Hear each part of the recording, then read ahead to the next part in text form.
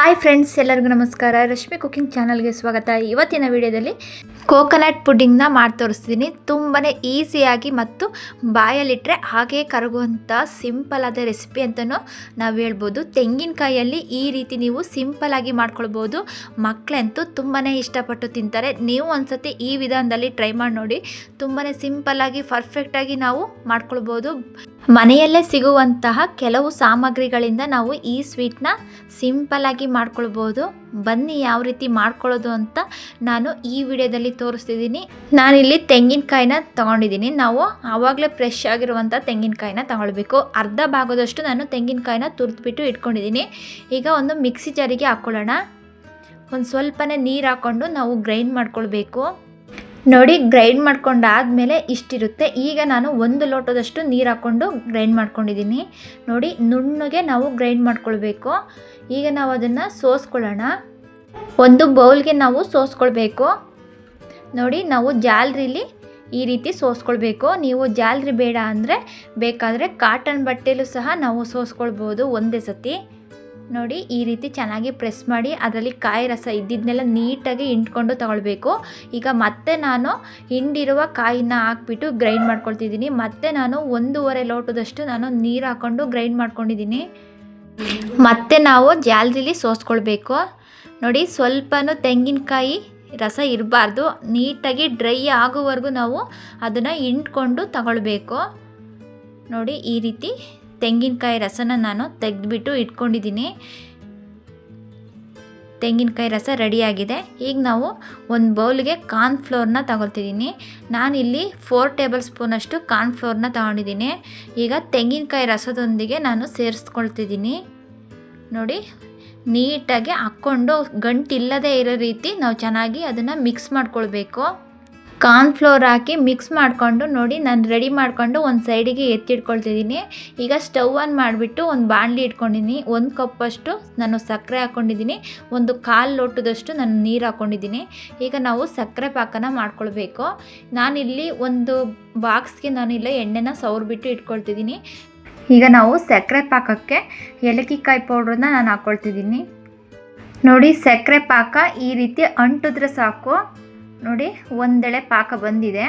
ಈಗ ನಾನು ಗ್ರೈಂಡ್ ಮಾಡ್ಕೊಂಡಿರುವ ತೆಂಗಿನಕಾಯಿ ಹಾಲನ್ನು ನಾನು ಹಾಕ್ಕೊಳ್ತಿದ್ದೀನಿ. ನೋಡಿ, ಸಕ್ಕರೆ ಪಾಕದೊಂದಿಗೆ ನಾವು ಸೇರಿಸ್ಕೊಂಡಿದ್ದೀನಿ. ಈಗ ನಾವು ಅದನ್ನು ತಿರುಗಿಸ್ಕೊಳ್ಬೇಕು. ಸ್ಟವ್ನ ಈಗ ನಾವು ಮೀಡಿಯಮ್ ಫ್ಲೇಮಲ್ಲಿ ಇಟ್ಕೊಂಡು ಅದು ಗಟ್ಟಿ ಆಗೋವರೆಗೂ ನಾವು ಮಿಕ್ಸ್ ಮಾಡ್ಕೊಳ್ತಾನೆ ಇರಬೇಕು. ನಾವು ಕಾರ್ನ್ಫ್ಲೋರ್ ಹಾಕಿರೋದ್ರಿಂದ ಅದು ಬೇಗನೆ ಗಟ್ಟಿ ಆಗಿಬಿಡುತ್ತೆ ಮತ್ತು ಮಾಡೋದಂತೂ ತುಂಬಾ ಈಸಿ.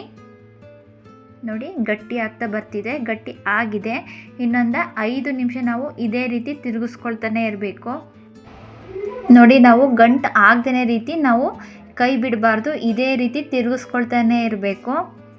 ನೋಡಿ, ತುಂಬಾ ಸಾಫ್ಟಾಗಿ ತುಂಬಾ ಚೆನ್ನಾಗಿ ಬಂದಿದೆ. ಈಗ 1 ಟೇಬಲ್ ಸ್ಪೂನಷ್ಟು ನಾನು ತುಪ್ಪ ಹಾಕ್ಕೊಳ್ತಿದ್ದೀನಿ. ಬೇಕಾದರೆ ಹಾಕ್ಕೊಳ್ಬೋದು, ಬೇಡ ಅಂದರೆ ಬೇಕಾದರೆ ನಾವು ಹಾಗೇನೂ ಸಹ ಮಾಡ್ಕೊಳ್ಬೋದು. ತೆಂಗಿನಕಾಯಲ್ಲಿ ಎಣ್ಣೆ ಅಂಶ ಇರೋದ್ರಿಂದ ನಾವು ಹಾಗೇನೂ ಸಹ ಮಾಡ್ಕೊಳ್ಬೋದು. ನಾವು ಟೇಸ್ಟ್ಗೋಸ್ಕರ ತುಪ್ಪ ಹಾಕೋದ್ರಿಂದ ಟೇಸ್ಟ್ ತುಂಬಾ ಚೆನ್ನಾಗಿರುತ್ತೆ.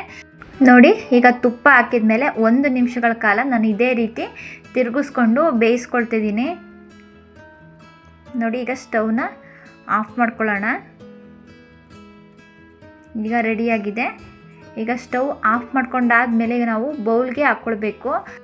ನಾನು ಬಾಕ್ಸ್ ತೊಗೊಂಡಿದ್ದೀನಿ. ನೀವು ಯಾವುದಾದ್ರೂ ಪಾತ್ರೆನಾದರೂ ತಗೊಳ್ಬೋದು. ಈಗ ನಾವು ಬಾಕ್ಸ್ಗೆ ಹಾಕ್ಕೊಂಡು ಒಂದು ಲೆವೆಲಾಗಿ ನಾನು ಮಾಡ್ಕೊಳ್ತಿದ್ದೀನಿ. ನೋಡಿ, ಅದು ಕಂಪ್ಲೀಟಾಗಿ ಅದು ತಣ್ಣಗಾಗಬೇಕು. 1 ಅವರ್ ಬಿಟ್ಟರೆ ಸಾಕು. ನೋಡಿ, 1 ಗಂಟೆಗಳ ನಾವು ತಣ್ಣಗಾಕೆ ಬಿಡೋಣ.